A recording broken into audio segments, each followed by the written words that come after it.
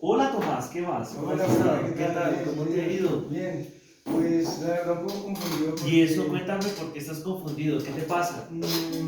estaba leyendo sobre Pablo y me gustaría saber, no entiendo muy bien qué es lo que pasa con él, me gustaría saber más sobre la vida de Pablo. Ok, mira, es muy sencillo.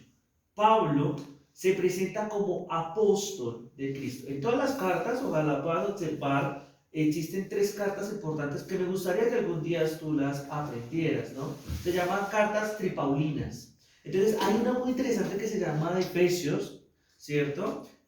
Va dirigida a Éfeso, el pueblo. Hay otra que se llama los Colosenses y una carta que te recomiendo súper importante, segunda de Tesalonicenses. Pero sería muy bueno, Tomás, mirar el tema de quién fue Pablo. Te voy a contar. Pablo no se llamaba Pablo. Adivina cómo se llamaba. Mm, A ver, no sé. dale. ¿No se te aproxima? No, ni idea, ni idea cómo. Bueno, solo acontece que Pablo se llamaba primero Saulo de Tarso, ¿sí? Y Saulo de Tarso tenía una misión específica. ¿Cuál era? Matar. Y no sabías, adivina a quién les gustaba matar Saulo de Tarso. O perseguir, llamémoslo perseguir. ¿No se te asimila de pronto, sabes a quién? Mm, es que bueno, no sé si lo que haya decir sea una locura. No importa, estás Eh, estudiando a Pablo, no hay lío. de pronto los judíos, los mismos judíos. Va cerca por ahí, porque recuerda que él también está dentro del campo de los judíos y los gentiles. Sí. Pablo, que se llamaba Saulo de Tarso, perseguía a los cristianos. O sea, la idea era que, porque los cristianos en esa época era una secta, para Pablo no podía haber cristianos porque era una secta falsa de aquel que llamaban a Jesús que había muerto en la cruz. Pero suele acontece que en un viaje que empieza a tener Pablo, Jesús se le mete en el sueño y le dice, bueno, ¿cuál es tu cosa conmigo? O sea, ¿por qué quieres matar a los cristianos? ¿Qué te han hecho para que los persigas?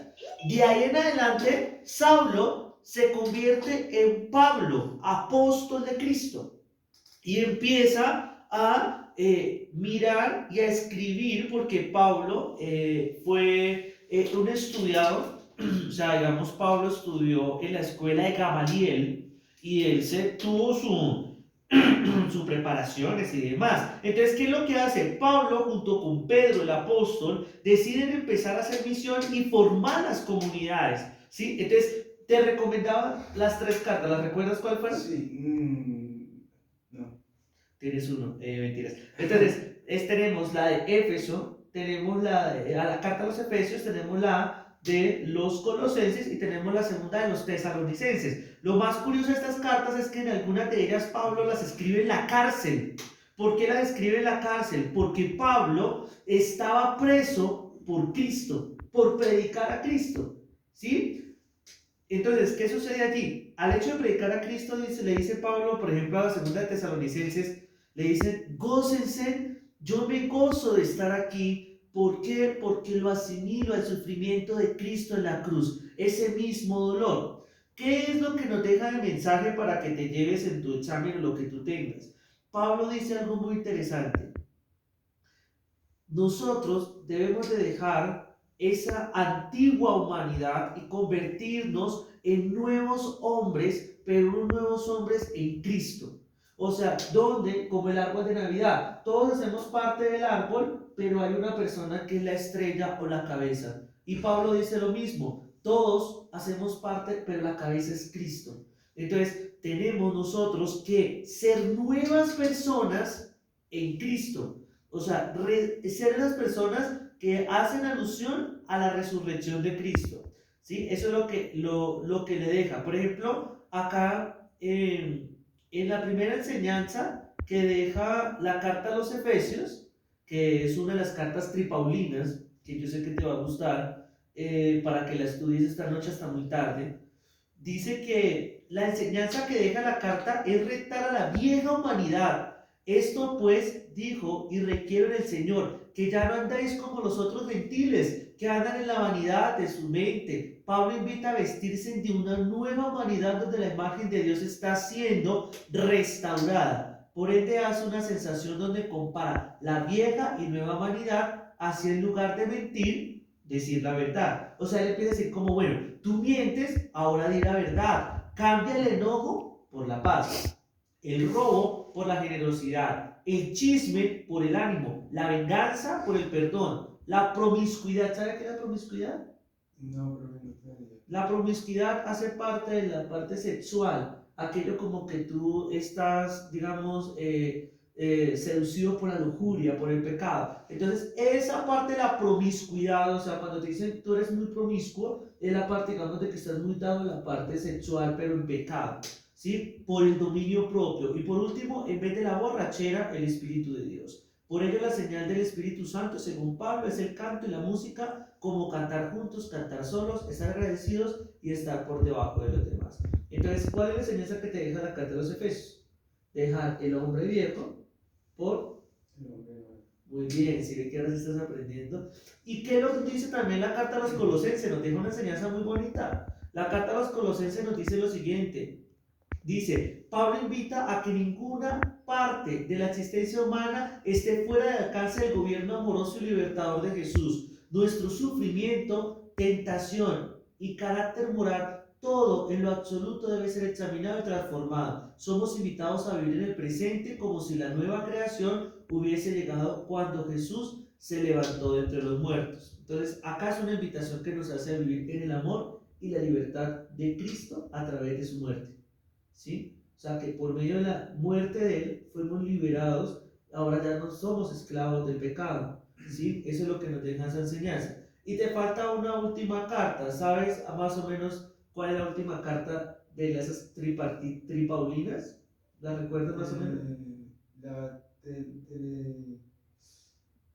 Tesa... Tesalonicenses. Tesalonicenses, muy bien. Bueno, por ahí vas, ¿no? Entonces la segunda carta, la segunda a los tesalonicenses es muy bonita, pues a mí me parecen todas muy lindas, pero la última dice que el ideal es trabajar duro. Esta carta yo creo que nos hace alusión a todos, porque el que no trabaje, pues que no coma, ¿no? Trabajar duro para que sus vidas puedan beneficiar a otros. Esta carta trae como enseñanza creer en el regreso de Jesús y la esperanza de justicia social, dando a entender de que no es una persecución de los tiempos para saber la fecha de la venida de Cristo y vivir atemorizados, sino inspirar la esperanza y fidelidad para los cristianos. ¿Qué nos invita Pablo en esta carta? Como primero, ¿a qué nos invita? Que no tenemos que esperar a la llegada de Cristo para poder empezar a hacer las cosas bien. Exacto. ¿Y que hay que qué? Para ganar todos esos méritos, para vivir bien, hay que hacer qué? Pues actos de bondad. Sí, pero también trabajar. Porque es que Pablo estaba observando que mucha gente no estaba trabajando, que se la pasaba chismoseando la vida de los demás, por así decirlo, y no estaban trabajando. Entonces decía Pablo, venga, o sea, hagan algo que dignifique su vida, trabajen y esfuércense para ayudar a los demás y no se pongan a inventar chismes de que Cristo viene, entonces no trabajemos. Entonces no, mañana viene Jesús, ¿para qué trabajamos? Sino al contrario, o sea, que cuando venga Cristo estemos preparados. Entonces, este es un recorrido que te puedo enseñar hoy, Tomás, sobre quién era Pablo, la conversión de Pablo, los viajes que hace Pablo, y en especial te quería enseñar, para que te quedara para tu estudio, esas tres cartas tripaulinas importantísimas para que las aprendas. Todas aquellas tienen dudas de que de pronto Pablo no las escribe, pero algo muy curioso es que, por ejemplo, en Efesios, la carta a los Efesios, ¿cierto? Dice algo muy importante. ¿Cómo inicia la carta? Sencillo. La carta a los Efesios dice, Pablo, yo, Pablo, apóstol de Jesucristo por la voluntad de Dios. Entonces, ¿tú cómo sabes? Pues que esto lo está ratificando allí, que lo escribes Pablo, ¿sí? Entonces, bueno, haciendo un resumen de todo esto, ¿cómo se llamaba Pablo antes? Es muy sencillo, Saulo de Tarso, ¿cierto? Disculpa un momento, profe, yo no te todo. Claro, está bien. Recordemos, se llamaba Saulo de Tarso. Ahora esta se la vas a ver. ¿Qué hacía antes Pablo de ser, o sea, antes de ser Pablo, que se llamaba Saulo, qué era lo que hacía con los cristianos? Antes Pablo de ser Pablo, era conocido por ser una persona que perseguía a los cristianos. Muy bien, porque él creía que era una secta que no era de acuerdo a la doctrina de Dios. Consideraban que como que era mentira, como todo lo de Dios y Lo de Jesús, más que todo lo de Jesús, porque lo de Dios estaba la Torá y demás, era lo de Jesús, muy bien. Y entonces se llaman cartas Paulinas, porque la escribe Pablo. ¿Listo? Para que lo tengas presente en tu examen. Y lo más bonito de estas cartas es que enseñanza nos dejan. Entonces, para aquella juventud de hoy que quiera aprender sobre Cristo, ¿qué más importante que seguir las enseñanzas de Pablo? Que a pesar de estar en la cárcel, continúa trabajando por la gracia de Cristo, construir una nueva iglesia, dejar ese hombre antiguo y vivir en el amor a Cristo. Listo, te dejo, entonces ya aprendiste, creo que enseñaste hoy, ¿no? Bueno, aprendiste grande de las enseñanzas. Creo que Entonces, ¿cómo se llamaba Pablo antes de ser convertido? Saulo de Tarso. Muy bien, listo. Un apóstol de Cristo.